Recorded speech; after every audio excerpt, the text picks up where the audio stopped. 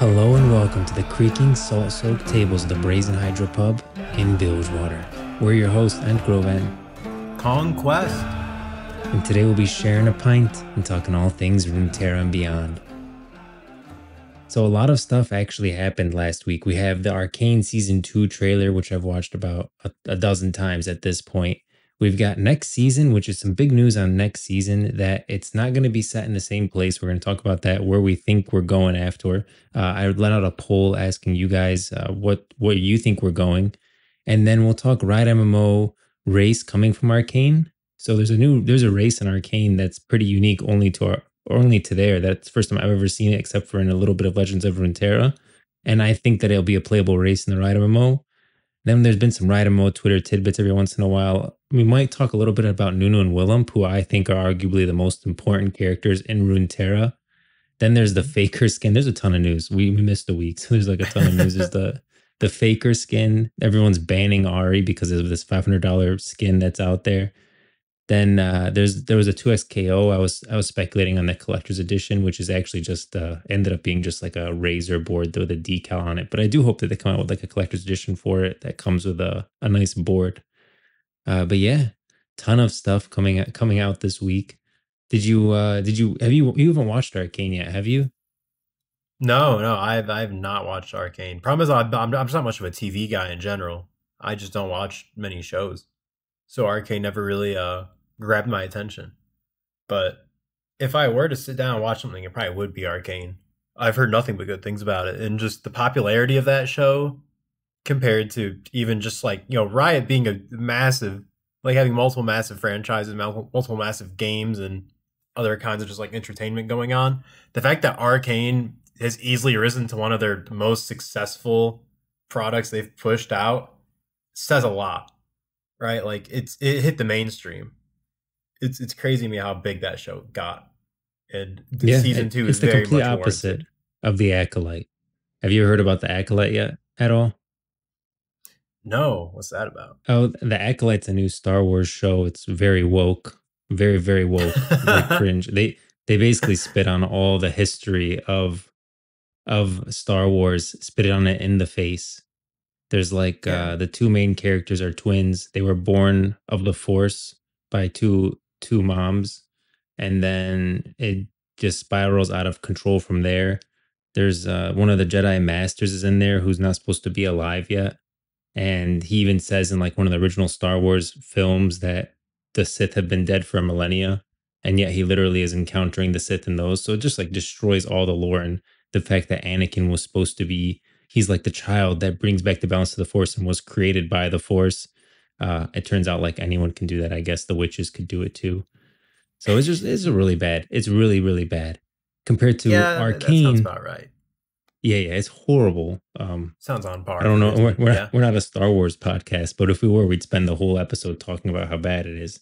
But luckily, we're Runeterra podcast, so we can talk about Arcane. And Arcane is really the opposite of that. Like it adds to the lore in a lot of ways, and I think it disproves a lot because I don't know, man. The Acolyte really got me fired up this week because they're talking about like how nerds don't. We don't like strong female leads. I think that's stupid. When Arcane exists, isn't Jinx the lead in Arcane? Yeah, I would argue that Jinx and Vi are the main characters, definitely. Both strong female leads. And this is one of like the top rated shows. Yeah, but maybe we just like good writing. Stupid. Who knows? Yeah, I think that's the main thing. We just like cool, good writing. Yeah, maybe a character I can connect with or two. Who knows? Yeah. So the main thing, I think Arcane Season 2, I'm very excited for. I did a deep dive on the Arcane Season 2 trailer. What's really cool for me is the fact that they've already said that they're going somewhere else. And I don't even know if it's going to be called Arcane, but the next season of whatever the Runeterra Netflix series is not going to be Piltover and Zon. It's going to be somewhere else. This was confirmed in like an interview. They were talking about like what's the future, and they're like, yeah, we pretty much told this story, but there's plenty of other stories they want to tell. Oh wow, okay, so like season 1 of Arcane was pretty conclusive then, you would say? So season 1 and season 2 are both Piltover and Zon. Like the next season's coming out, that's also going to be Piltover and Zon. It's supposed to. Yeah, I don't know if it's going to be season 3 of Arcane or just it's going to be a separate. Yeah, a separate Yeah, show yeah. set in Runeterra and be like a different name because Arcane is a pretty good name for that one because of Hex Tech and its ties to magic. So that kind Hmm. of makes sense, unless they're just going to keep it called Arcane and then it'll be season 3 and like a different Okay. area. I'm not really sure how they're going Yeah. to do it. I mean, I would think it makes more sense then for them to give it a new name. I would hope they do that. I mean, like I understand them maybe wanting to, keep like the popularity of the show going to call it Arcane, but if it's gonna be set in a new place and the name's no longer related, then you just start expanding on the universe. Make that whole universe, you know, multiple TV shows. I don't see why not. Yeah. And so they can obviously spin it off, right, and expand it out to different places. The real question that I was asking online is where people think we're going to go next. And I got a different answer from Reddit than I did from Twitter. So Really? I did the poll. Yeah, so I did the poll. I included. I said, "Do you think we'll go to one of them?" I said was Noxus. The other Hmm. one I said was the Freljord. Do you think we're going to do a Camivore Shadow Isles one? Or I think I put yeah, and I put Demacia. You know, it's limited. You can't put everywhere. But those are the ones that I listed. And on Twitter, people lean towards Noxus. And on Reddit, people lean towards the Camivore Shadow Isles with Viego and Callista and, you know, going to, well, the Blessed Isles at the time and that kind of thing. So going pretty far back Okay. and telling that story. Well, ideally, what would actually get me to watch a TV show would be if we get Viego in the Blessed Isles. I would watch that. I would actually sit down and watch a TV show. But It's, my guess is that they're gonna keep it modern universe and not so much history of like stories that already kind of yeah. exist. Honestly, I was thinking Ionia is a big contender. I'm surprised you didn't bring that one up in your list. So I'll explain to you why I chose these places. So Shadow Isles Yeah, I'm and curious. Blessed Isles is because Viego is one of the greatest characters in Runeterra, and Yeah, I want to talk to you a little bit about why I don't want him to get ruined, and he's under threat of possibly getting ruined. And it's in my no, video that's don't coming tell up. me Yeah, that. yeah. So I chose Noxus because Noxus actually shows up a lot in Arcane season 1 and it's going to play a big part in season 2. So you see Oh, Ambassador so that'll smoothly Ambassador transition. Medarda, yeah. She's like Mel's mom who's from Noxus. They're literally from Noxus. And Noxus is obviously with Hex Tech coming out being made into weapons, Noxus wants to get their hands on it. And you literally see Noxus coming in and being like Piltover been too soft with Zon because Piltover like really all they use is basically police. That's their army, and they're compared to like a Noxian army is not the same thing. And you can see in the Mhm. trailer for season 2, like Noxus is coming in and they're putting a heavy foot down on Zon after the explosion at the end of season 1. A little bit of spoilers, but there's an explosion at the end of season 1 with Jinx and Noxus coming in and putting a heavy hand. You even see um, you see in like multiple times the Immortal Bastion. It's like a painting that Mel does. So there's tons of Oh, references to Noxus, and then you literally see a Noxian army in the trailer for season 2. So I could see this like extending out to Noxus, and so we've already seen so many ties to it. how interesting. Okay. Yeah, I can definitely Yeah, see that then. Because I think, yeah, we also need to think of the perspective of like what they have now is a very popular show with locations and characters that a lot of people only know from the show. So I could see them smoothly transitioning over to Noxus then, since people will already be familiar with it. yep. Because yeah, And then I this reaches chose such a big audience. It's crazy. It's so far outside of the regular small it Runeterra is. lore community that we got. So like, I feel like that's a really important thing to keep in mind. So I see why you chose Noxus then. Yeah, since you've already seen some parts of it, that it'll be a place that people already are aware of. And I think Yeah. that's what Twitter people thought too, that like Noxus makes Nexus the next leap because we've already seen parts of it in the season 1 and 2 of Arcane. I chose Hmm. Demacia because, like you said, they're sticking with like the people stuff. Like, I don't think we're gonna Yeah. go to Shurima and start seeing the giant bird guy leading everyone. I think people are gonna be like, "What the heck is this?" There's really just, uh, Dude, when are we gonna get our Skarner season? I just want to see yeah, go to giant bug Ishtal. people having conversations underground. Yeah, that's the kind of stuff that I think would be cool. But then I do think you're right that we're gonna stick to like the human stuff, and that's why I also Yeah, picked it's the gonna be very Freljord because I like feel like it's human, but then there's like the god level beings like Ornn and Volibear, who people can at least understand, like Greek mythology type gods, like Norse mythology. They Okay, are. that makes sense. Yeah, They're Ornn and relatable. Volibear are very much like Greek mythology. They very much feel that way. I think it's just because of Yeah, how like prideful and spiteful they are. yeah, Which is like Greek god in a nutshell. yeah. And you have Aurora coming out too in League of Legends, and she's very much related to Ornn. I don't have a video on her yet, but I'm gonna work on one after I finish the Viego video that I'm working on now. But Aurora looks very cool, and she's a Vistaya from the Freljord. Oh shoot, that's cool. Okay, but going back to Arcane just for a little bit more before I talk about anything else, I want to make sure I say this. So there's one race that's in Arcane. They're like these bat people. I thought they were Vistaya for a while. They're actually not. They're called Chireans, and they're like a sapient species. They live in the sump level of Zon, which is the deep, deep level of Zon, and they are basically half bat, half human is what they look like, and they don't really communicate. You never see them talk. They don't talk like us. They communicate like via chirps or something like that. And the first Zonite miners discovered them. They were like very timid at the beginning, and then years passed. They grew more comfortable and started integrating with people. And I feel like because they're kind of have a human look to them, this is an easy race that they could bring in to the Riot MMO that wouldn't be something that's difficult to map to like armor sets. And so I feel like that's an easy win that Chireans may be a playable race in the Riot MMO. I can absolutely see that happening. I think it really depends on if by the time the MMO comes out, how much are we going to see of them. But also, I don't know, dude. I mean, like when it comes to MMOs and races, like they can pull anything out. I mean, like look at the undead in World of Warcraft, right? They put them on Yeah. the stinking horde, which like them being on that faction didn't really make sense until they just dropped them in World of Warcraft and they explained it there. Yeah. So like they can do that kind of stuff where maybe these bad people are just in the background all the way up until the Riot MMO, where now they're in the spotlight during the Riot MMO, and we're actually gonna see more of them, in game, and we'll get them as a playable race right at the start. Like Yeah. I can absolutely see that. But I think it'll be a lot more likely if we start seeing more of them throughout. Because right now they're really in the background. They're super Yeah. obscure We've never and seen them except for in Arcane. And then I think a little bit of Legends of Runeterra. I've never seen them in the card game, but I believe they do have some cards in Legends of Runeterra. Mhm. But that's I it. also think it's And very they're interesting that like we have Vistaya, but then we have bat people. Like I mean, obviously I'm sure the origins of these bat people are very different from the Vistaya, but like yeah.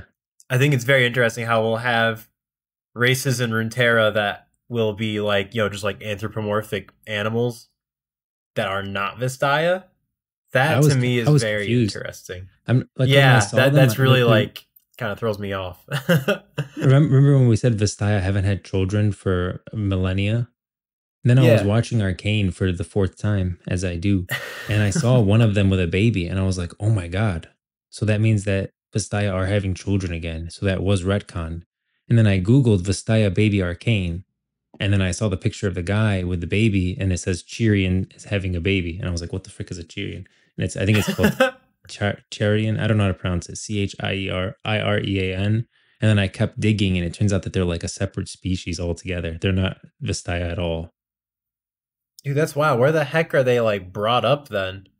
So people even In like the know about sumps the of name of this Zon. race and stuff. The sump deep, deep down in Zon where you'll never see them. Oh my god! But even just talking from like a like from a lore perspective, like is this are they in some like short story where they're even like remotely described, or like how the heck do we even I know think that it's this just is a whole new race called the Chireans? from the I think they have Legends of Runeterra cards We just know that like explain from them. that. How interesting, dude. I Zonite mean, Mechanist lore. They're sweet enough on their own, sure, but get a bunch of them together, and before you know it, they built a madcap machine and are off knocking down some part of the lanes. they build what they engineer. Yeah, they're like engineer type people. That's how they got I like would really not have guessed integrated that. with humans. Oh my. Okay. But see, like new races, or at least just Yeah, like they're in just Legends of races in Runeterra. general, are pretty rare in the Riot universe. I feel right, Hmm. like we have a handful of races that I can count them on my hand. You know, we got like the Minotaur guys, we got the trolls, we got the Vistaya, we got the humans, we got the Yordles. It's like after that point, I started getting lost a little bit. Now we got the Chireans, Yep, and I'm just like, and they it's are from so Legends of rare to see a Runeterra. new race. There's a Wow. Chirean grayback, a Chirean shump worker. That I don't know why that says shump worker. It's probably sump worker. That makes more sense. That there, so they are in cards. Wow. Okay. Because see, I feel like Riot is not very willing to just throw out new races. You know, like to just have like a billion races in Runeterra. I feel like they're not really gonna do that. I Yeah, don't think. So to hear about this new race that's just kind of in the background the whole time, I guess they're more along the lines of like the Minotaurs and the Trolls, where like they they are. exist, they're there, you know, but like you're not gonna really notice unless you look for them and hear Yeah, about they're them not in the all like over the short stories and place. stuff You like know, that. Yeah, they're not all over the like place, and they're definitely you'll not see them like in in like Piltover they and don't have their Zond. own like. Yeah, I Yeah, see that where they're kind of like scattered. They're not gonna be like you're not gonna find like a whole city, just like a whole kingdom full of them or anything like that. But they're there. So, exactly. Like the Minotaur. but Like you're not seeing them everywhere, but yeah, you'll like the see them Minotaur. most in Noxus. The trolls, you're not going to see them everywhere, but you'll see them in Freljord. The Cheerian, you're not going to see them everywhere, but you see them in Piltover and Zon. Yeah, super. I wonder if we're getting any more races like that before the MMO happens. Like if we're just I gonna hope we get see a some guys Minotaur that in are in like Noxus. Shurima, you know. Yeah, We better see Minotaur. Oh my god, like that's a must for me, especially in Noxus. Give me some spiky armored Minotaurs, please. My god, honestly, just more Minotaurs in general. I want some actually like I want some Minotaurs with some big personalities that actually like show up multiple times throughout lore. You know what I mean? Some like I'm not actually going to lie. I'd important be pretty characters that are tempted Minotaurs, right? to play like a Minotaur in the Riot MMO. Oh, I would absolutely make one. For sure. I think he would be the second character I make after a Yordle. That and Trolls. Like, You those are know my what? top three, honestly, that I would actually play. Speaking of the Riot MMO, I think a lot of people actually believe that it's canceled. Yeah, people who just I like haven't really, been keeping up with it, who yeah, I just think like after heard the the announcement news, way back when. I don't even think they heard the announcement. I think that the announcement came out, then people started saying this thing's canceled, and then like it's like when you have a bunch of people in a circle and everyone starts passing a line down, like whisper it to them, and then it gets to the end, it's something completely different. Yeah, Like the message they're playing changed. telephone. Yeah. Yeah, playing telephone. The message Yeah, yeah. changed from we're going dark for a little bit. We have a direction. We're gonna go in that direction. We'll get back to you when there's news. To it's canceled, and I think We're that's going the one dark. that resonated most with people that it canceled. And I think a lot of people actually do believe, like our brother-in-law thinks that it's Hmm. canceled, and people on YouTube, I get a lot of comments that say, why are you guys talking about the Riot MMO when it's canceled?" We get a lot of that, by the way, on our YouTube. That's We get a lot really of funny. it's yeah, and Because it's like, it's not oh. canceled, guys. It'll be a nice Can you surprise for them, I imagine? guess. We're just like delirious now. We're in complete denial. Guys, it's but what if? What if it But wasn't what if? canceled? No, it's definitely gonna come out at some point. Like I think at this point, how committed they are to consolidating the lore and really pushing out the Runeterra universe with like just like with Arcane and things like that, I absolutely believe that one way or another, no matter what happens throughout development, this MMO is going to come out at Yeah. some point. Like I think Riot has already like gone too far down the rabbit hole to not drop this MMO. A lot of decisions they've made have felt like they were made for the And MMO. yeah, I There's do no feel reason to that way. consolidate the lore unless you're making this universe out to be something. You know, that's actually Yeah. going to be all in one place, not like Arcane where like you're going to have scattered stories that focus on individual places. You don't need consolidated lore for that because they only exist in like Zon and a little bit of Noxus. So like, but in the case of an MMO, it's going to be the whole stinking world. Yeah, you need consolidated lore for that. So the decisions Riot makes right now feel very much surrounded by the MMO. There's no way this MMO is not coming out at some point. That's just Yeah, my I 10 think cents. Riot Forge was a decision made specifically for the Riot MMO.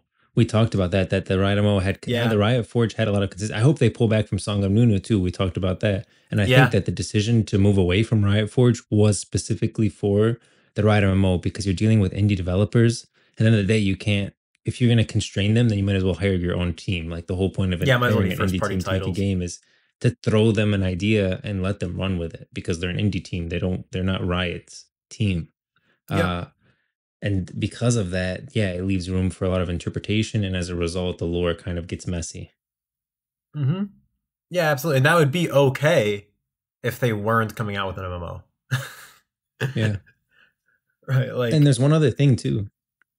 mhm. So the franchise general manager John Haidt announced his departure from Blizzard Entertainment. Do you know John Haidt at all? I do not actually. I'm surprised that name is not familiar. Oh, wait. I know his face, I actually. think Yeah, if I you know saw his him. picture, yeah, I didn't know. Yeah. I As don't soon know as his his names picture, I either, know but his once I face. saw his face, yeah. Yeah, So I was he like, he's left, definitely, right? okay. Yeah. As No, Blizzard he's an employees MMO do. guy. Yeah. Oh, yeah. He's very much an MMO guy. He's been the senior vice president general manager of the Warcraft franchise for a long time. He where is it? He Reaper of Souls, Legion, but he was the production director for Legion and BFA, Battle for Azeroth, and then became the Oh. executive producer and vice president as the chief caretaker of World of Warcraft. And in 2021, assumed the position of franchise general manager, in which he oversaw all development, commercial activities for the Warcraft franchise, including World of Warcraft, Hearthstone, and Rumble. So he was very big in the Warcraft IP, like Azeroth Wow. IP. Yeah. Um, and then he said, so in his tweet, which he's talking about that he's leaving, he said, "I'm excited to explore new opportunities and challenges in the industry and to continue making great games with talented people." I'll say this about John Haidt. He's clearly someone who has a lot of experience in MMO. If he's going anywhere else, I'm guaranteed it's most likely going to be another MMO, unless he's going to do his own thing somewhere else or something random. But if I was a company looking for someone who's MMO specific and has a lot of experience in MMO, like you'd want John Haidt. I feel like he's either going to end up, honestly, at that one company that That's what I Ghostcrawler was thinking. made. The ex Blizzard employees. Yeah. That's what I Yeah, was either thinking. there like with the ex Riot, ex Blizzard employee team, or whatever it's called. I always Yeah, I forget the honestly forget name. what their name is. Uh, Whatever. Or he's gonna honestly, I think he could be pulled over to the Riot MMO. Who knows? It's possible. I don't know if they need Wow. someone like that, but if they do, he'd be like a top pick for like a Yeah, position within the Riot MMO team. absolutely. And I mean, well, one thing I always think about when it comes to the direction of the Riot MMO and what little we know, if there's one big thing that's stuck out to me, it was that we're going dark tweet whole thing going on and how they brought up how they felt like the Riot MMO was going in a direction all too familiar, you know, and that they wanted to move away from the typical MMO experience, Yeah, which I can almost guarantee that they were talking about the World of Warcraft Final 100%. Fantasy 14 route. It Yeah, was too much World of Warcraft, and I think it's a good it thing was too if it much World of was too Warcraft. similar that they pulled back. I think it was a good decision because I know a lot of people say they want WoW 2, but if you get a WoW 2 from another game, you're just gonna play WoW. There's no reason to go play another Yeah, game if it's just exactly World of Warcraft. It does no, it's just there's no incentive to go. You're not gonna want to go play it. You just won't. I guarantee you. Even if you say, "I want World of Warcraft revamped and all new in a different universe," I guarantee you the game will come out. You would play it for a while, and then you'd go back to World of Warcraft. yeah, That's just the harsh absolutely you truth. would. Yeah, because it's just it's World of Warcraft, except you're a little less comfortable in it. So you're gonna Yeah, go back to the World of Warcraft that you're more comfortable with and the one you already know. Yeah, exactly. I very much agree with that. I think it would have a big spike of players at the beginning, and they'd be having fun, and then they would go back. They would just go back home, which is World of Warcraft. Yep. They go back Yeah, to Azeroth. You need to different. yeah, It has to be different. yeah. It needs to be able to stand on its own. I agree. So that's why I'm thinking like I don't know how much they care about bringing in like the MMO grades, but also I'm not sure what John Haidt, really did for. I always think of like Legion specifically. If he worked on Legion, did he do the good parts of Legion? Did he do the parts where he actually like changed up the MMO scene forever with like Mythic Plus and stuff like that? Or was Uh, he was it just another expansion for him? I feel like that's what would make a difference of if this guy would actually be wanted on the Riot MMO or not. If this guy can shake up the MMO scene, because I think that's what Riot wants to do with this MMO.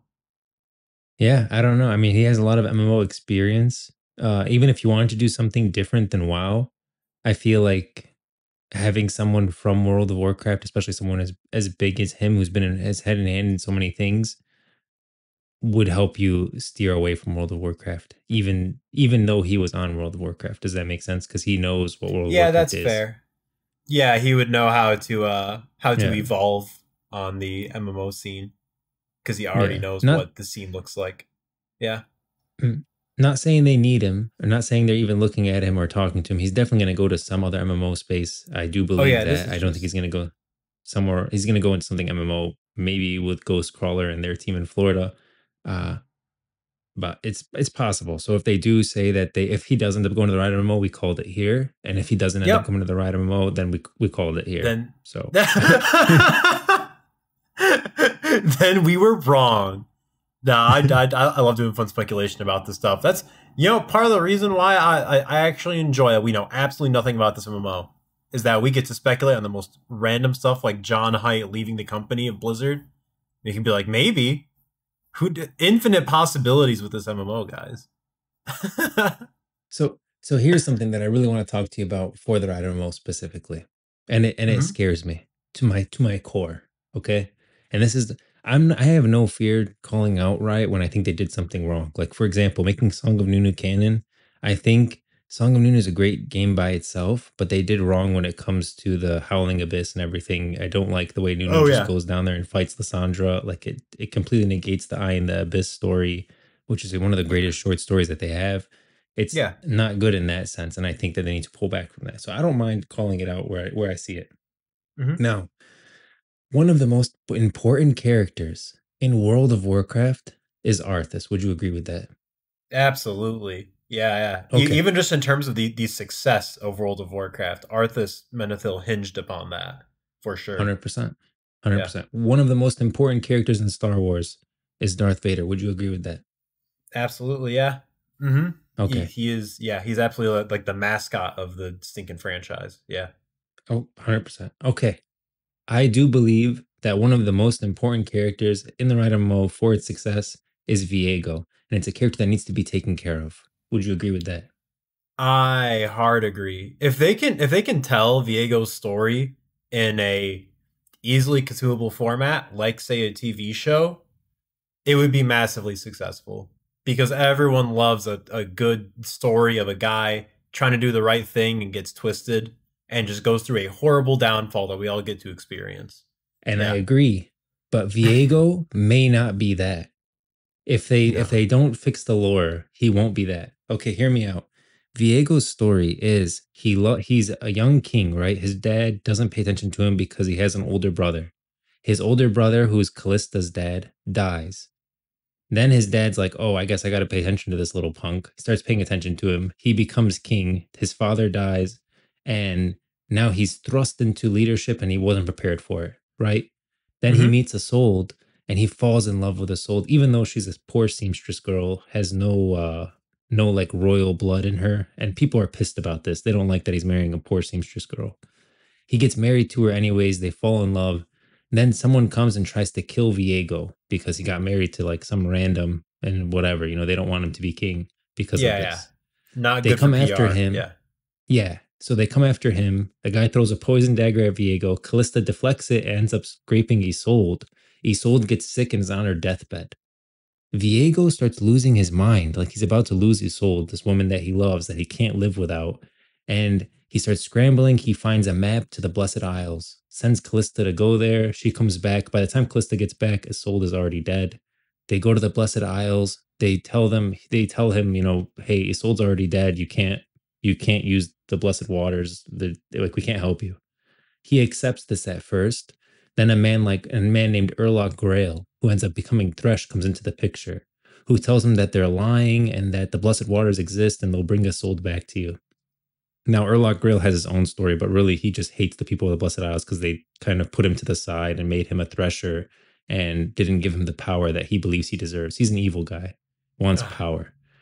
naturally. And then he ends up, yeah, he pushes his way through, summons the Iron Order, basically rampages, kills anyone in his path, gets to the Blessed Waters, puts his soul in it. She resurrects, and in her pain and confusion of being ripped from death, kills Viego. But because his sword is like this magical sword named Sanctity that is kind of operating between the spirit realm and the material realm, it's not like a normal sword. It ends up like clashing with the waters of life, and this combination of life and death all going off over and over and over again at the same time with Viego is what causes the ruination, and it explodes out, and then that's how you get the Shadow Isles, right? Hmm. Now, that was a lot. I understand. I do a much better job in my video, but the thing that makes Viego compelling, now that you know his lore, is that he makes these choices out of his love for Isolde, that he can't live without Isolde, and he wants to save Isolde. Like everyone, every prince wants to save the princess. That goes all the way back to freaking Disney movies forever, right? And Yeah, Viego is a super prince. stinking Mario. Yeah, married a woman that he should not have, that doesn't matter, that he wasn't supposed to marry. His mother died giving birth to him. His dad didn't pay attention to him. He was thrust into a position of leadership. He loved Camivore, but when his soul died to a poison dagger that was meant for him, he went off the deep end. And that's like a relatable story, right? It shows that he's like this dark character that you can relate to a little bit because he's been through this like traumatic event and it did make him snap, and he started making decisions that you can either agree with or disagree with. That instead of just accepting that his soul's passing and focusing on the protection of Camivore, he chose to comb through every library. He finds the Blessed Isles. Then he chooses to go to the Blessed Isles and eventually push his way through to the Blessed Waters. All this stuff is a character that's making decisions not for himself but for someone else, right? That's like a selfless act. He wants to protect Isolde and bring Hmm. Isolde back. When you look at Darth Vader, the whole point of him going to the dark side isn't for power. Like Viego's not going to the Blessed Waters for power. He's going to save Isolde. Darth Vader is going to the dark side to what? To protect Padme. Arthas picks up Frostmourne and sacrifices his own soul to what? To To save his save kingdom. Lordaeron. Yeah. Lordaeron, yeah. All of these guys are making bad decisions for the right reasons. At the end of the day, Hmm. Viego's not. He's sure he's sacrificing all of his wealth, uh, and throwing everything down the drain. But it's to save a soul. But it's one bad decision after another that gets them to a dark place. Yeah. Now, the problem is that there's certain stuff in Ruination and certain stuff in the Rune King that shows that Viego and Isolde's love was actually not as good at the end as it was portrayed originally. That like Viego was pretty like didn't treat her well and didn't like when she ever stepped out of line or disagreed with him and told her constantly like act like the queen you're meant to be kind of thing. Like didn't treat her as well as he should have, and then it kind of makes it look, and then that's why when she resurrects she's like upset with him, and she's not like happy with Viego and knew that he would go off the deep end because he's not happy when he loses one of his playthings basically. Oh, I And don't so like that nearly as much. exactly, it makes Viego no longer a gray character and he's just Yeah, he's just an bad. evil like He's just a spoiled bad brat. person. Yeah. Yeah, just a bad person, spoiled brat, lost the girl that he liked and got pissed about it and then willing to kill everyone and do anything to get her back. But if he actually got her back, he probably wouldn't be happy because he's never really happy. He's just a spoiled punk, right? And that's not relatable. Like who's going to relate to that character? No one. It's like Yeah, he's a lot taking less compelling then. yeah, it's taking Arthas, but instead of him wanting to save Lordaeron, it's him wanting to preserve his power. Yeah, yeah, it's Well, him wanting to be king. That's the yeah, whole I reason want to be why. king and I'm pissed and I'm not going to let this guy destroy my kingdom because I'm meant to be king. Or taking, instead of having like the love between Padme and Anakin being like a good love and like he really loved her and cared about her and couldn't live without her, making it like an abusive relationship. Now, Mhm. Darth Vader is not a compelling character. He's just a bad character. He's just bad. And there are, Yeah. you do need those. You need your Oh Palpatine. yeah, yeah, of course. You, Yeah, you need your yeah, black. You need your yeah. just straight up evil. Of You course. need your I Thresh. love that You actually. need your Yeah. Kel'Thuzad. But you Yeah. need the gray character too. When you take the gray away from that main character that's meant to like really be a compelling character that draws people into the universe, it's no longer a relatable character. And I'm worried that they're going that direction with Viego with some of the new lore, like in the book Ruination. Not in his lore on his page. On his page it's fine. But in Ruination and Ruined King, they do paint it out where his love wasn't like as nice at the end as it could have been, and that their love was kind of soured, and that he didn't treat her well. Yeah, I agree. That would really suck, especially because it feels like at first it was like whoever like originally wrote Viego's story. It feels like the intention was that he did not get a lot of attention as a child from his father. It feels like his relationship with his father was very like Completely not neglected. good. Yeah, Yeah, neglected. And I so think his then when father hated him he because his falls wife, his for mother died in childbirth, and he kind of blames him. oh yeah, I did not know that actually. That's interesting. So yeah, of Yeah. course, his father's going to be a little resentful towards him. So it feels Hmm. like yeah, like Viego having like a screwed up childhood and being thrust into power. Basically, his whole life is just a freaking like hot mess the whole Yeah, time. and then So he him latches onto his finding soul, and then he yeah, he loses latches it. onto his soul. That's like the one thing that has made him happy and given him any kind of comfort in his whole life. It feels like it was set up that way. Like it feels like it was written intentionally to be like that. That Isolde was the one thing he had that Yeah, actually gave him comfort and happiness. So when she does, die, naturally, with a yeah, he's gonna blade that lose was his intended mind. for Given him. his whole history, his whole life leading up to that point, yeah, he's gonna do everything in his power to get her back, even if it means hurting other people. Like that whole progression of his life makes so much sense. So the idea that he's a spoiled brat and doesn't treat Isolde right, just it doesn't line up for me. It doesn't make sense as a Yeah, narrative because makes it doesn't Viego feel just a like he bad was written guy. that way to lead up to that point. Yeah. Yeah, Like then he's just a bad guy.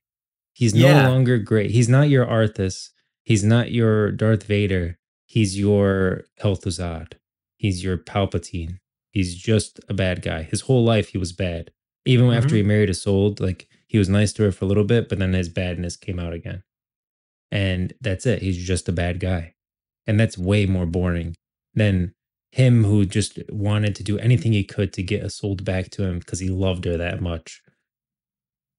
I agree very much. Oh my god. That would be such a bummer Yeah. if come around to the MMO when we finally run into Viego and by then his whole story is just yeah, he's a bad dude.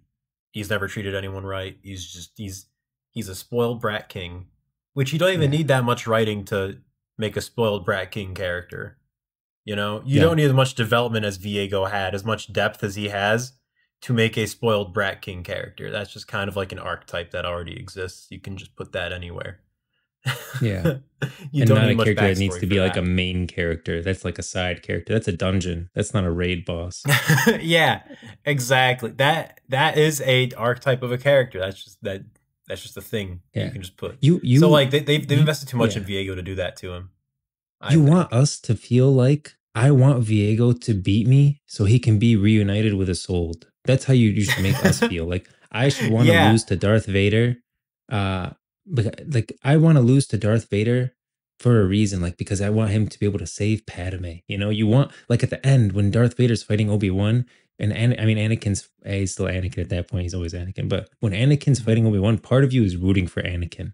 Right? Part of you wants everything to turn out okay for Anakin, for him to just kill Obi-Wan and for Padme to side with him and for him to live happily with Padme, right? Mhm. And the fact that it doesn't is and it goes like darker, darker, and darker, darker is why he's such a relatable character because you wonder like what decisions would you make? Like would you Yeah. turn to the dark side to protect someone you love, especially with the loss of his he's Arthas could literally be a Darth Vader because Darth Oh Vader yeah. also lost his mother, right? In like a pretty bad Mhm. way. And that kind of messed him up and he never had a father because his father was kind of the force or whatever. Um but Yeah, yeah, or but like whatever. that But yeah, yeah, I feel like this is like a pretty typical story of like a downfall of someone in power, and you watch them make these decisions, and you see their emotions, you see the reasoning behind why they're doing what Yeah. they're doing. I feel like that's not an uncommon story to tell. And Viego's just another one of those stories, but it's told really well. It's done right. So for them to just kind of abandon it and make him a one-dimensional evil guy, just like nothing redeemable about him, would really suck. Because I don't know about you, but that one cinematic where it's like Poppy and the whole gang fighting on Yeah. Viego as he tries to get his wife back for what, like the freaking second time now, Yeah. trying to recover all the pieces of his wife. That in that cinematic, I am low key rooting for For Viego. I Viego. think part of Yeah. it, part of it's because he's clearly being ganged up on, and he's clearly not winning. At no point does it feel like he is just absolutely dominating, destroying everything. It Yeah. feels like no, he's desperately fighting to get his wife Yeah. back against all odds. Even when he's like on a freaking 5v1, odds are stacked against him. He's clearly not strong enough to win this fight, but he's gonna fight it anyway because he's so desperate to get his wife back. Yeah.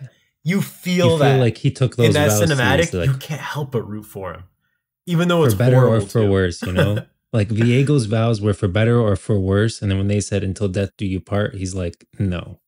You know, that's how I want to feel about Viego. Like if you're dead, Yeah. I'm dead with you, and we'll be dead together. Like I want it to end with him and Isolde on the throne in the Shadow Isles. Viego saying like I'll sit back and I'll rule I'll take care of the people that pass on, whatever. I want it to end good for Viego, even though Mhm. like even Darth Vader's story technically ends well, right? Like he ends up saving his son. You know, Mhm. it doesn't always turn out great, but like for Viego to discover, imagine Viego discovers that he has like Callista had a son or something like that, and that okay, like he ends up feeling like an attachment and he owes something to Callista, and he ends up changing paths to like protect this kid or something like that, and he sacrificed himself to do it out of like the love, you know. And he says like I'll join Isolde again, I'll find a way to her eventually, even if it's not now. Like that's the ending I want for Viego. I want him to like end well but badly. Yeah. And No, you're that's a very taking good it way away of from putting it. me. You're taking it away from me by making I him know. this spoiled brat who treated Isolde badly, and you take away that relationship, and now he's just a bad guy. I'm like, why? Stop it! Yeah. Don't His do treatment that. of Isolde is very, very important for his character. In terms Yeah, of how he treated her in life, that is extremely important for how much I'm going to root for Viego, because that's the whole thing. That's his whole ambition. That yeah, like that's his goal. That's his reason for existing right now. Is that he wants to get back yeah. the woman he loved, not his his plaything. Like, Making him an I don't know, abusive dude. guy is not the move. Yeah, it shifts his whole purpose, his Character. whole Yeah, character entirely shifted in a direction that feels so typical for any other villain. That's just like you've built him up too much. You've invested so much in him. Do not take it all away. Do not flatten him out into a pancake one-dimensional villain. Please. Oh my, I'd be so upset by that. Oh my god. No, dude. Diego's one of my favorite characters, easily. And I don't know if it's because I just relate like him to Arthas because they tell that story, but all I know is that he's a very compelling character, and I'm the most excited to see where he goes out of all the characters in Runeterra for sure. I want to see if he yeah, gets that redemption, or if we see him take one final fall and he never gets united with his wife. Like it can go in so many different directions. That's what makes him so interesting. But if he is that one yeah. dimensional villain, we know where he's gonna go. He's gonna go on a raid and we're gonna kill him. And then that'll just be the end of Yeah. it. We'll be happy we kill him because he was like a garbage person in life, and he's a garbage person in death, right? Because he was Yeah, just he was abusive. evil.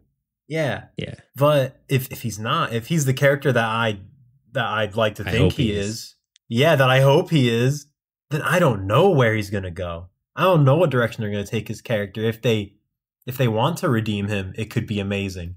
If they want to have him just spiral even further and have one grand downfall, that would also be amazing. Like they could take him so many different directions with where he's at. To I don't know, dude, just to make him one dimensional evil and make him treat his soul badly is a huge blunder. Huge. Yep, I'm with you. So that's I mean another character that I think is very important, like I said, was Noonan Willem. We might talk a little bit about that later, but Viego, please do him right. take out all this abuse stuff that he like abused the soul, make it like a true love. He loved the soul, and his whole goal is to get her back. That's what, or to Yeah. protect her, to save her life. That should be Viego. Another thing I Mhm. want to talk to you about, we got to shift to Ahri. So they came out with this skin for Ahri for Faker, who was like an amazing League of Legends player, like world champ, one of the best to ever play the game. His name is Faker. He plays Mhm. Ahri. They came out with an Ahri skin for like to I think it's like the Champions League or whatever kind of thing that they made for him. The Hall of Legends Ahri skin. It's available in League of Legends, and I think people calculated out it costs like $500 to buy. Jeez. Why Yeah. why is that? What like microtransaction, what's going on there? Okay, so it's a $450 price tag, and apparently some of the money goes back to Faker. Hmm. But so what people are doing, because they feel like it's too expensive and like it's ridiculous to charge that much for a skin, is people are banning it, like bombard banning it. So when you're playing League of Legends, right, you can ban certain champions at the start. Basically, you want to ban champions that are too strong, too Yeah, good. yeah, or Like heroes if that it, counter your hero that you want to play. yeah, Yeah. exactly, same as Dota. So everyone's just banning Yeah. Ahri outright, saying no, whoever buys the skin literally can't play with the skin that they bought. Oh my god, that's great. I mean, it's kind of mean, but it's really funny. Yeah, People are bullying on on the ban list. Like, what the heck? On the banning phase. No, that's kind of hilarious. Like, what a way to go about it, to just bully people that are spending yeah. $500 on League of Legends. I mean, hey, you need the whales, right? I've never been like a skin That's guy the truth. myself. I'll get like if it's a skin that I unlock randomly, but I've never been a person to buy skins. Like I'll never buy transmog in World of Warcraft. I've never cared if Oh someone yeah. uses a skin. Um, but at the same time, like I don't play League of Legends enough to care, right? But I think if I did, maybe I would care. But see, I feel like in World of Warcraft, it's different. Like when Yeah, someone MMOs are buys very something, different. it's different, right? Because like you're supposed to be Totally earning different. that, and it's but like when you There's have a that community skin in, culture around earning things in an MMO yeah, compared to a MOBA yeah, where you're in like an arena having the same experience over and over essentially. Yeah, yeah, like you're I not don't know if I grinding out for care as crazy much. skins. Yeah, I agree. I mean, granted, we're talking like Smite, and you saw someone in like the crazy like diamond skin that requires like a lot of hours of playing that god, you know? Then I'm like, oh Yeah, yeah, it's it's a little different. scary. This guy clearly played a lot of this character, and I think that can Yeah, be I cool, love right? that. In MOBAs, yeah, I like that too. But all in all, like they have to make money somehow, and the MOBAs make money by being free to play with purchasable skins. So 99.9% of the skins are purchasable, which at that point, yeah, like it's just whatever. Like just go for it. I don't care. But yeah, MMOs like get pretty mad about that stuff. Yeah, I'm with you on that. Like I don't know if I care that much when it comes to League of Legends, but with like I just wouldn't care as much for some reason. Maybe I should. Maybe if I played it more, I would care that people are buying a $450 skin. I don't know. Maybe it's just the Yeah. principle.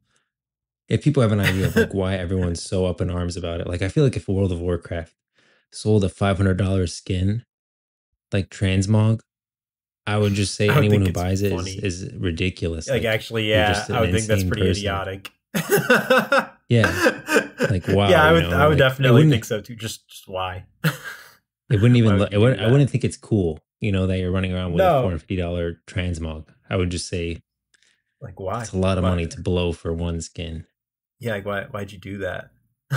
Yeah. But I don't know. I'm personally like, if the only way I am like, giving this game money is through skins, then like I'm cool with that. Like I'd probably buy a cool skin for my main, and that's like whatever. If it's Yeah. like like $3, sure. Yeah. Yeah, that's where I stand on MOBAs. Like, yeah, why not? Especially like Like Dota 2, where I can m- get skins for like 60 cents. So, here's how I feel about it. So like in Smite, I purchased the thing where I get all the champions, right? And any future champions. oh It's like a yeah, yeah, see, one-time that's great for purchase. Smite.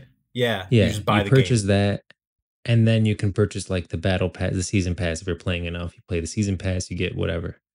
Yeah. Then in I wish League of Legends had something like that where I can just buy something, I get all the champions, and then if I want to buy something later, like a battle pass or whatever, I can. But they don't have anything I like that. agree. Yeah, I mean, I'm assuming they're still holding on to the original model that they had, right? Of like, because I Yeah. mean, like they were the practically the first to expose the world to free to play in game purchases is how they make their money. So I think it Yeah. makes sense that this was like, they were before battle passes, before loot boxes. They're before all of that. League was just you That's buy true. skins and you buy champions. So I can see how they've just not like overhauled the game yet to like come up with any new monetary formula, and they're just sticking with what works. I don't blame them, but yeah, I agree. I'm much more enticed to buy a battle pass than I am just straight up buying skins because at least then I feel like I unlocked stuff through playing the Yeah. game. Like I just feel better about it mentally, and it makes me want to play the game and have fun just playing it I and really unlocking like the stuff. battle pass idea, man. I really do.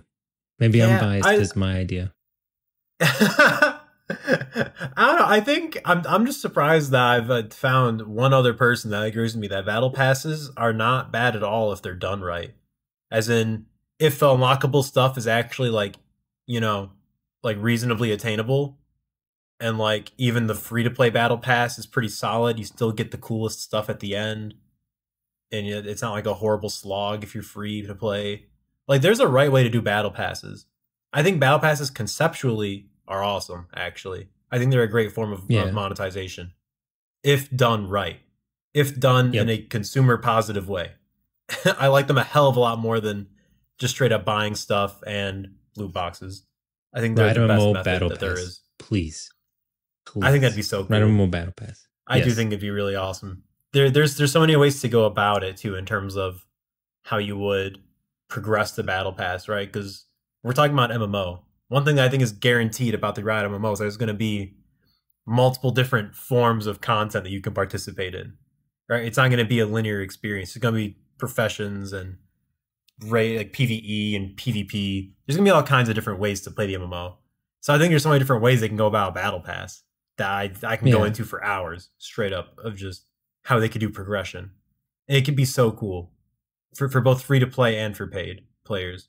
Like I don't know. I think it's a great idea, especially because MMO monetization is really difficult these days. There's too Probably high the of a barrier hardest for one to entry do. for subscription, in my opinion. Yeah, Yep. I think subscription service turns off way too many people, and Yeah. just having viable Subscription skins service MMO does not turns work. off too many people. The pay to win is going to destroy the game. Oh, dead And on selling arrival. Yeah, skins, yeah, just straight up selling skins or selling like defeats the transmog, which is purpose of there's a of whole people trying to avenue go of out and earn cool like stuff. yeah, exactly. There are gonna be players that are just gonna want to grind for hours to get that awesome skin at the end of like the highest difficulty raid to get that awesome armor set. They're gonna want to show off in the big city. You're completely ruining that if you make viable skins that look Yeah. crazy And if you cool. do make viable skins, you know what's going to be the best stuff in the game is going to be there. Like if you just have a straight up store, the best mounts that you guys make is going to be in the store. The best transmog you guys make is going to be in the store. Yeah, And that's exactly. just, Because they want people to buy it, so it has to look yeah, cool. has to look cooler Which, than yeah. anything the free players can earn. Yep. And if everyone looks cool, nobody looks cool. Yep. So some of us are gonna have to look like garbage. I'm gonna look like garbage because I sadly cannot commit 12 hours a day to the game when it comes out. But some people will, and they will look awesome, and I'll see them in the city, and I'll be like, man, I wish, dude. I need to play more. And that'll be an awesome feeling. It's really difficult to do monetization MMOs, essentially, is what I'm trying to say. But I think Battle Pass is a really like a potentially great way of going about it. And I think it's the strongest way I can think of. I'm hopeful. I know we haven't gotten any RiotMMO news, but we have been getting a lot of 2xKO videos and stuff coming out. And I wanted to Yeah, dude, talk to it's you coming one thing up. too about 2xKO. Yeah. Um I so the 2xKO I've been seeing a lot of them playing like at the Evo Japan. They all have these controllers. And I was like, what the heck? And they've got like the decals on them and stuff of the different characters. I was like, oh my god, is this gonna be like a collector's edition item where it comes with, like the gamepad? I don't know. I never know what they're called. Like the ones that are for fighters. Oh, like the fight stick. Yeah, like with the buttons and everything. It Yeah, yeah, turned where out you to actually like be, have it on your lap. yeah, It's like I massive. want Yeah, one for yeah, 2xKO. yeah, dude. Fight sticks are Uh, cool. but I agree. I figured out that it's actually, yeah, they're cool. They're good. They're for fighting games. But it ended up being actually that it was the Razor Kit Sun. I don't know. I feel like don't you have one of these? Like that's a fight stick, or do you I just use the controller? I did have a Mortal Kombat one for Mortal Yeah, I Kombat feel like you 9 did. on the 360. Yeah, yeah. I played with that. But that was specifically for Mortal Kombat, and the buttons are like mapped out for Mortal Kombat. So I would not be able to use that for anything else. I would Yeah, definitely have to that get kind of my own fight sucks. stick if I were to commit. Yeah, yeah. But Yeah, that ended up. I think the idea of the collector's edition coming with a fight stick could be really, really cool. I'd be super into Yeah, that. Like I wouldn't want it one of just the makes characters. sense, I would right? just It's like wanted a to say 2D two fighter. XKO on it. Yeah, I agree. I mean, like as far as like controllers go, I never like when there's like too much noise. You know, Yeah, like I get that fight sticks have a lot of like real estate for that kind of thing. But at the end of the day, I'm looking at the game, dude. Like I'm not looking at my controller. I don't want like a lot of action going on in my peripheral. Which I know it's kind of like a nitpicky thing, but that's just how I feel.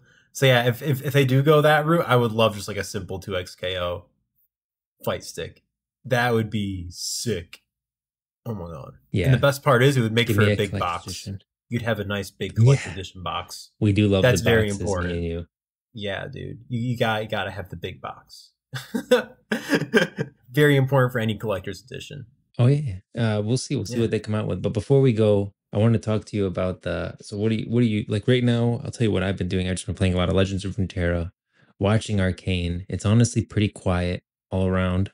I'm working on the Viego video, and then I'll do an Aurora video after that. But in terms of like the Runeterra universe, it's pretty quiet right now. Yeah. There's that event. I don't know if you've done it. Have you done it yet? The event for Aurora? I have not. You should definitely go into League of Legends and play the Aurora event. If you don't want to play it, I have a video on it. You can watch that.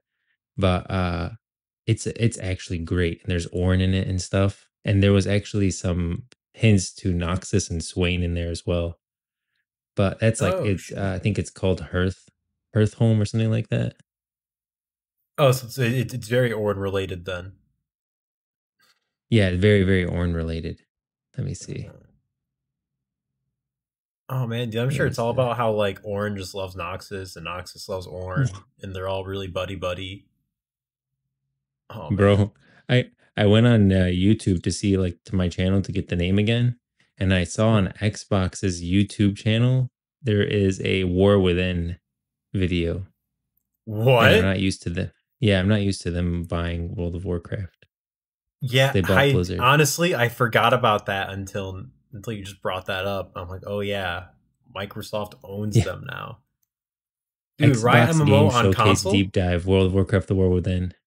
100%. I think that's I very think that much gonna these games happen. need to come to console, and I think they need to use a mouse and keyboard on console. I would prefer that. Yeah, because You I can mean, allow the like I said, option to I'm use the the kind of controller, guy who but wants a lot of class allow the depth. Like yeah. I like having 20 buttons because you only have to push like 5 of them most of the time. But if you want to get better at your class, you're gonna have to learn all 20. And I think that's really cool Yep. for and like literally any MMO.